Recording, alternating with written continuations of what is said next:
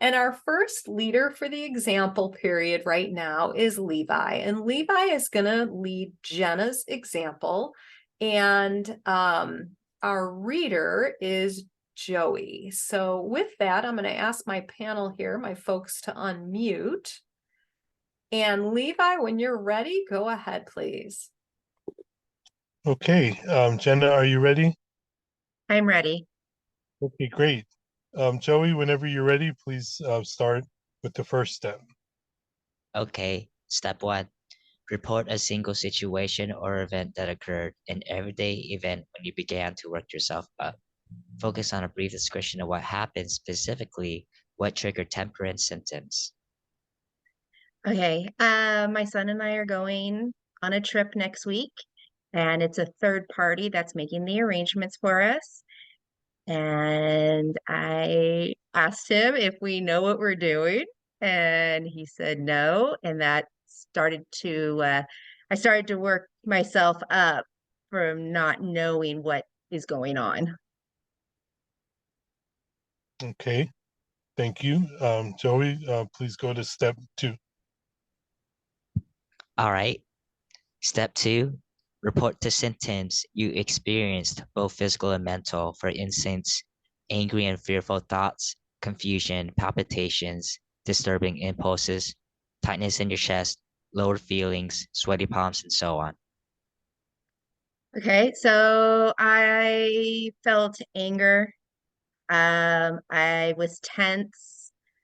Um, I had nervous feelings like butterflies.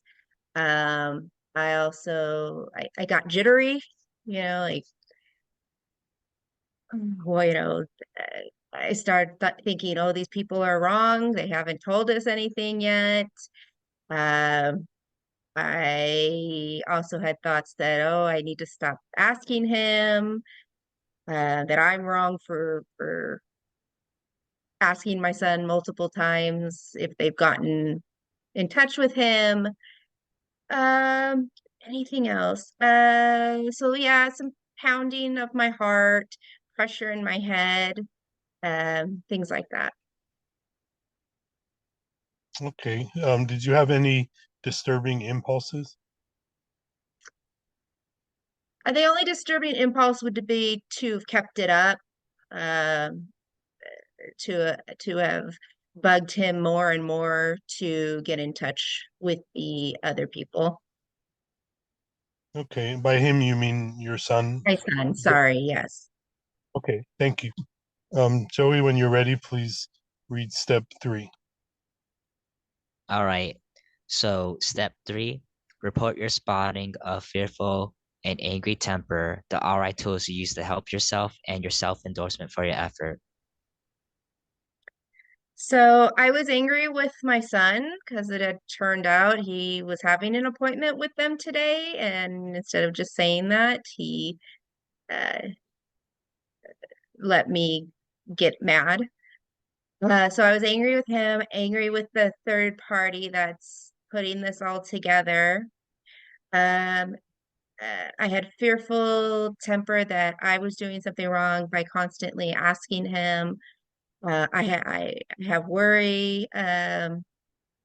About the situation, nervousness.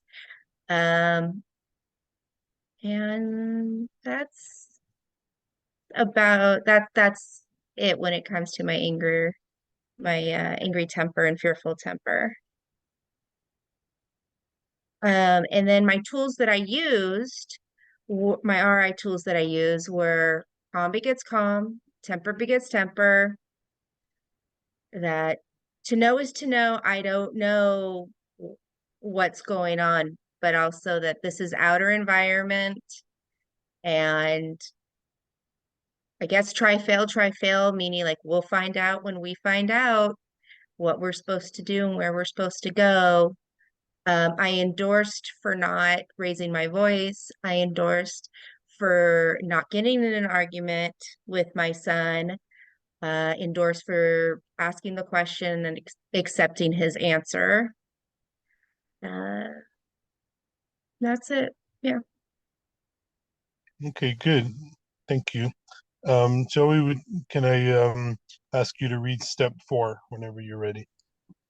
Okay, so step 4, begin with before I had my recovery training. Describe the temperamental reaction and sentence you would have experienced before you began practicing the RI method.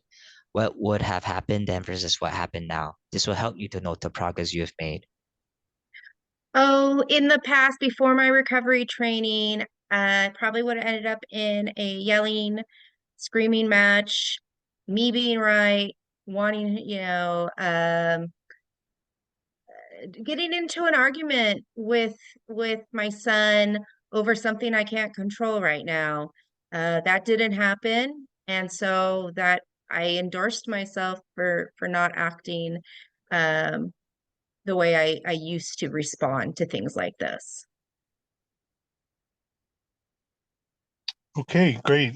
Thank you, Jenna, for sharing the example. It was very well reported. Thank you, Joey, for reading the 4 steps. Now I'll open it up to the panel for some further secure spotting on Jenna's inner environment. And as always, we refrain from giving advice.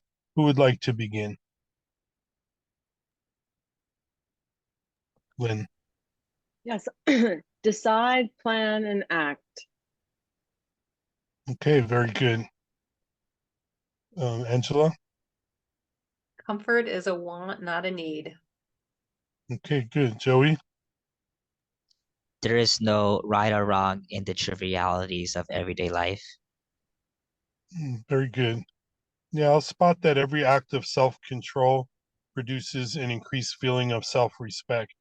And I'll also spot that Jenna has the opportunity to endorse herself for all her recovery practice and a really good before and after picture.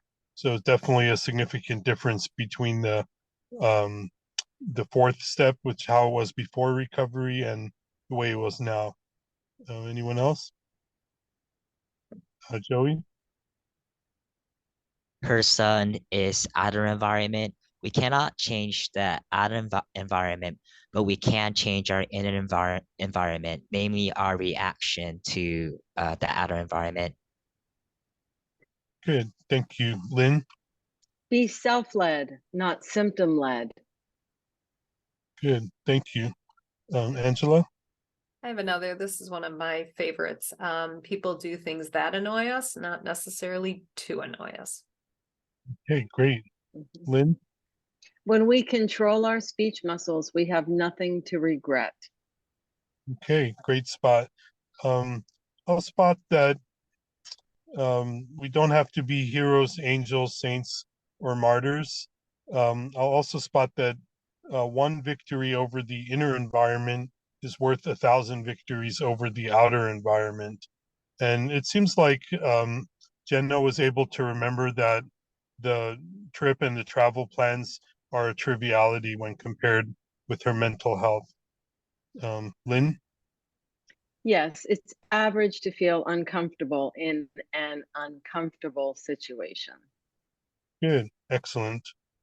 I'll also spot that feelings call for expression and temper for suppression.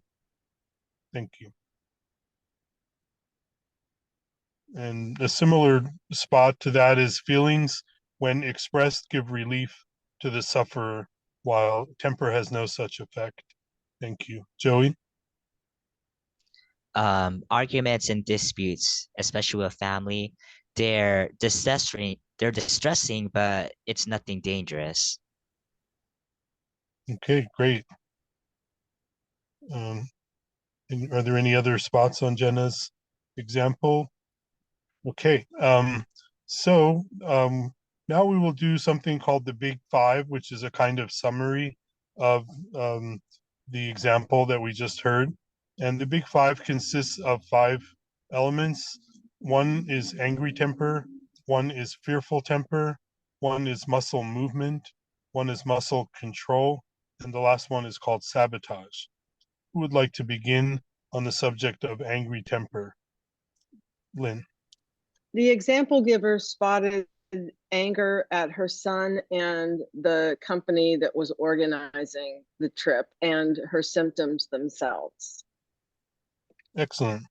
And there may be just some angry temper at fate, that the whole situation that that she found herself in. Okay. The next element is called fearful temper. Fearful temper is the belief that someone has that I failed or sinned or blundered or defaulted on some standard of average efficiency. Who would like to comment on the fearful temper in this example? Angela. There could be some fearful temper in terms of her own worry about the schedule and how she's going to prepare for this trip and what that means to her own planning. Okay, great. Good. And there might be just some kind of general fearful temper about just not knowing how to handle this situation or what's the best course of action to take. The next element is called muscle control, and this is where a person refrains from doing something which is harmful or detrimental to their mental health. Joey? Muscle control. Jenna, she was able to control her speech muscles. It could have been easy for her to prolong the complaining or the argument with her son, maybe the agency, but she was able to cut it down to a minimum. Okay, great. What about the next element is muscle movement, which is where we do something that is beneficial to our mental health. Who would like to comment on muscle movement? Lynn?